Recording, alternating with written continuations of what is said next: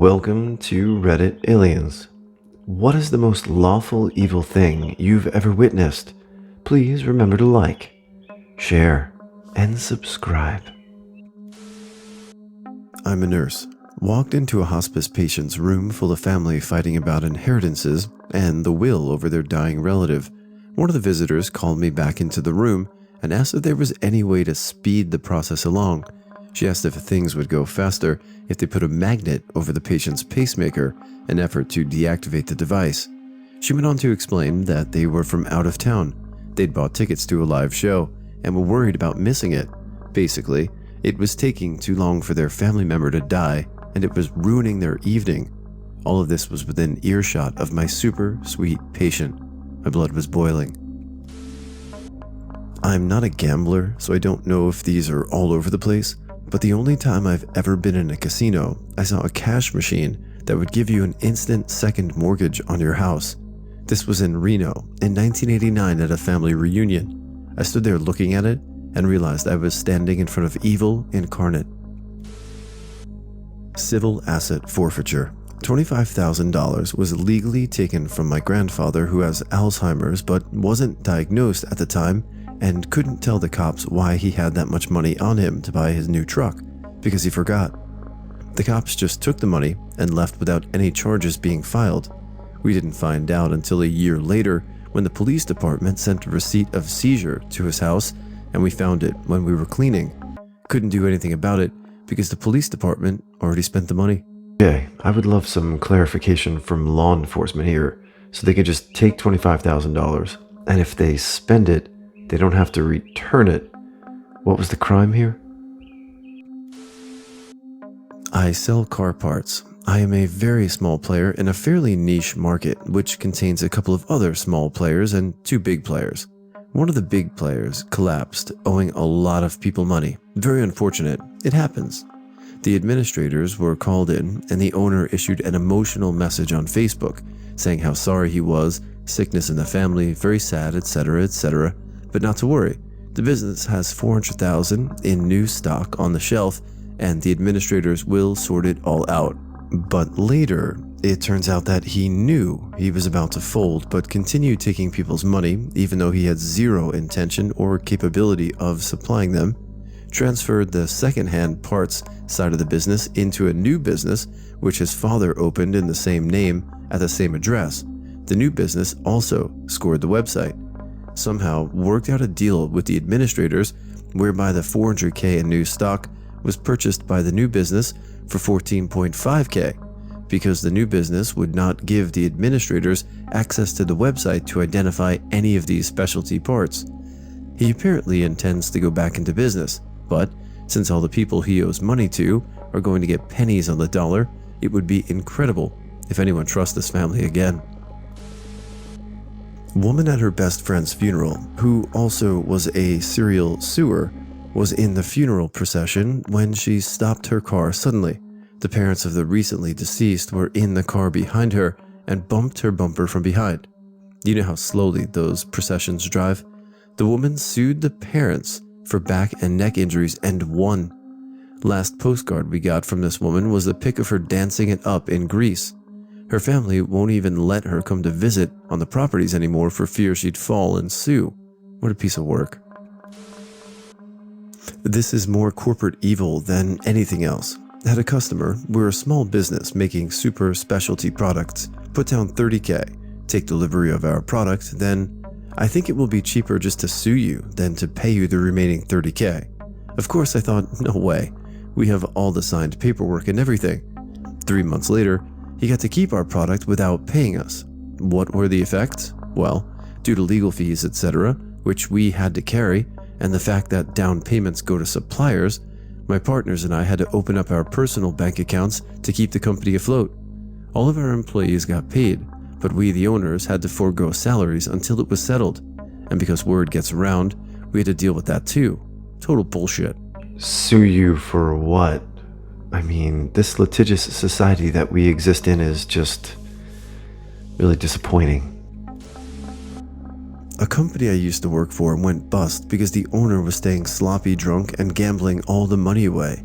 He came in one Monday morning and told everybody to pack up their personal stuff and leave.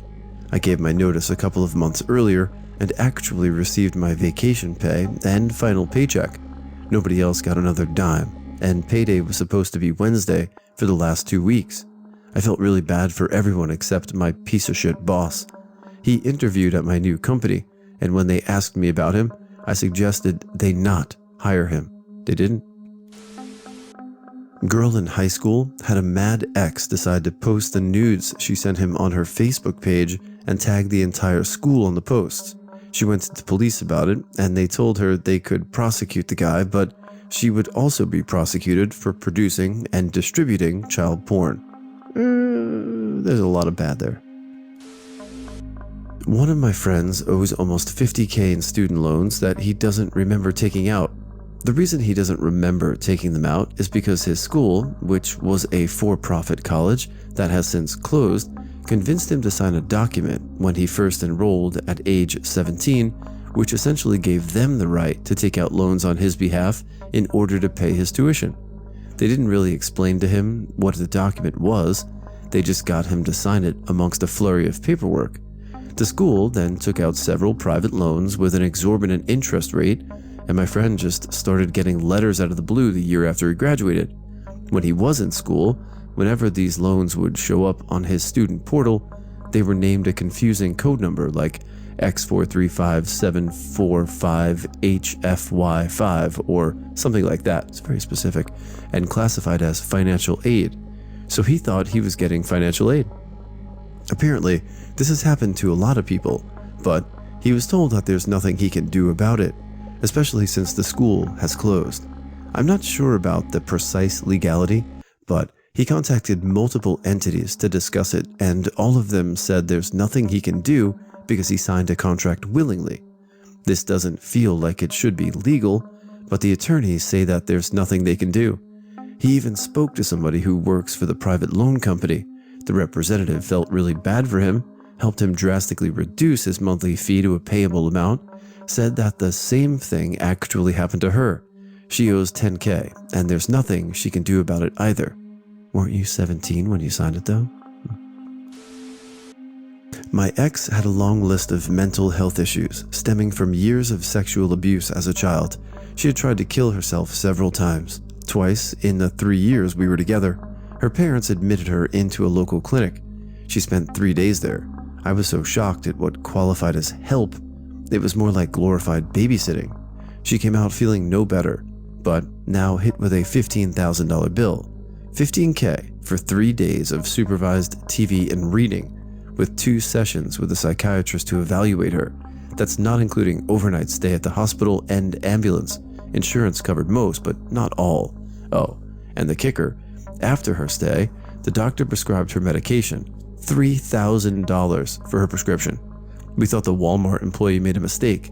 She ended up going to a different doctor who thankfully helped her out big time. Mental health needs to be made more affordable. She was 19 at the time and already hit with a huge bill to add to her school loans and car payment. God bless America. My best friend had 2 kids with his wife, and said wife then left him for her very rich boss. She and the boss wanted custody of the kids, come on, so they used the boss's wealth to basically bankrupt my friend in legal battles. Every time the court was leaning towards a joint custody ruling, they'd introduce some new evidence or delaying tactic. They knew if they just kept dragging it out again and again, he'd run out of money and give up, which is eventually what happened. Now he has very limited access to his own kids, and such access he has is routinely denied or ignored by the ex-wife, because what are you going to do about it? You want a legal battle like last time? Reach. A neighbor getting evicted for not paying her rent one month while she was in a coma in the hospital.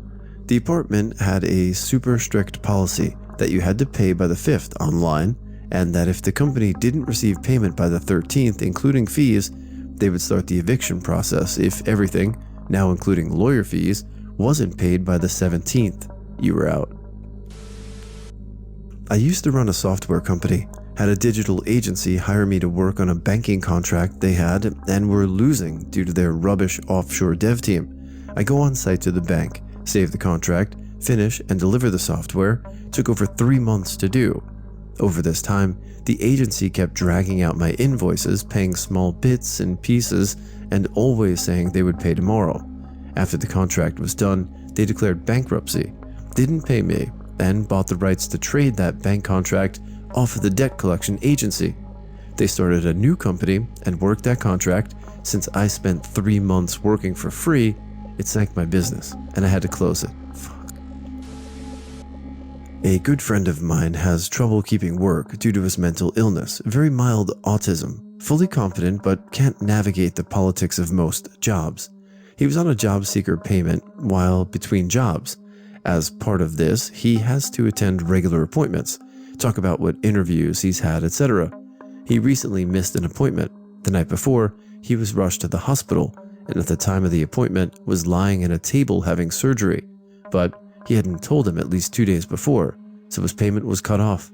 2 days before, he wasn't aware of any issues, let alone ones needing surgery. Hospital doctor, drunk, unhinged, botched a routine surgery on an infant. Child will forever be dependent on family and public benefits. Is a complete vegetable. Hospital's insurance and highbrow attorneys destroyed any chance of the family of 5 immigrants receiving anything. Mom is slowly working herself to death. Dad has lost everything, and their other children suffer like no child I've ever known. I think of them often. I believe the doctor went to rehab and is back practicing. Buddy of mine had a court case. I showed for moral support and saw the most racist bullshit I've ever seen. Cop pulled over 2 young black guys for no reason, pulled his weapon on them, and yelled at them to get out of the car and walk backwards towards his. He put them in cuffs in the back of his car, searched their car, found nothing, so wrote them tickets for walking on the highway. That's what they were in court for. The man explained to the judge, he forced us to walk on the highway. He was pointing a gun at us. Judge found him guilty. Still makes my blood boil. That's bad. A decently attractive woman I used to work with started dating another coworker. He was kind of homely, dorky looking guy, but he was super nice, really smart, and had a very high paying position. Eventually they got married, and he thought life was perfect. In the first year, he bought her whatever she wanted. A huge new house, a nice sports car. He even paid for her to get some plastic surgery, including a boob job. Within 18 months of marriage, it came out that she had been cheating on him with multiple men, including men from work. No one hid it. Over the next several months, as the divorce came and went, she continued to sleep with many coworkers. She even had several open relationships, figuratively and literally. It was clear she only married the poor guy for his money. On top of that, she needlessly flaunted her infidelity and rubbed his face in all her post-marriage flings. Then, one day the guy didn't show up to work, and no one could get in touch with him. After a few days, his manager called the police requesting a wellness check. They found that he had killed himself over the weekend. I work for a Porsche race team, and one of our competitors always had like stupid amounts of luxurious shit at the track.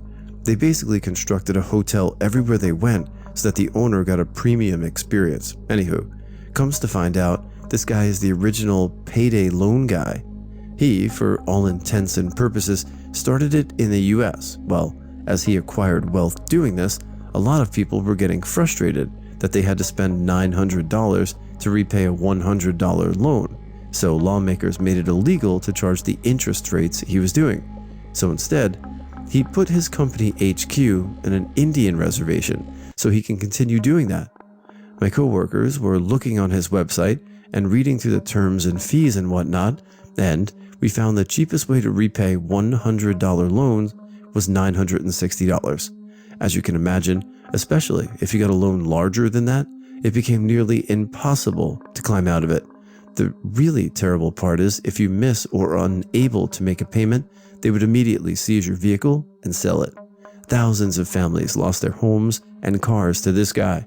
Fortunately, he was convicted of racketeering for other shady things in his business and is currently in prison. I didn't witness this per se, but I heard about it later in life since I was too young at the time. My father had started a cleaning business which was taking off. He would clean carpets and do janitor work in large industrial buildings. One of his biggest clients didn't pay him for a while, and ended up owing upwards of $80K. My father then stopped working for them and kept insisting on getting his money. He stopped insisting after he showed up at the building one time and had a gun pointed at his face. Apparently the building belonged to some mafia, and the guy he pulled a gun on him said that he would kill him if he showed up again. My father proceeded to suing them. They ended up winning after a long court battle because they obviously had the resources to afford amazing lawyers. My father then had to declare bankruptcy, sell the house, and ended up starting from zero again in an apartment with my mom and I, 2 years old. Mostly lawful, I guess, or illegal masquerading as lawful.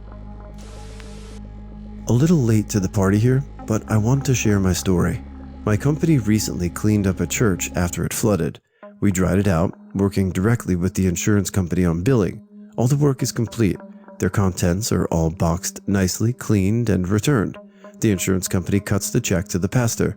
The pastor suddenly has a check for around $30K sitting in his lap and suddenly doesn't feel like paying us. He tries to negotiate, but we don't accept that, as we already negotiate with the insurance company. The pastor turns around at us with, "I guess I'll just keep the money. What are you going to do? Sue a church? We'll make it a PR nightmare." A year later, and we still haven't collected that check. I'm working at a very fancy hotel in Europe, and a few weeks ago, there was a big conference of all the biggest asset manager firms, Wells Fargo, BlackRock, and the like going on. They booked out a whole floor and had literal backroom meetings. 5 to 8 important guys from the different companies would sit together in a locked, emptied out hotel room for 30 minutes and do business. Remember, these are all supposed to be competitors, only they could leave and enter. When one meeting was over, they would mix up and again meet in a room to talk. This was happening in 20 rooms simultaneously for 3 days. They also had lots of ominous packages delivered to their rooms. I don't know what was going on exactly, but it sure as hell was shady as hell. I'm sure they were just discussing how to help lower gas prices for common folk and all that good stuff, economic turnaround and lowering inflation. Investment bankers love helping the little people, right?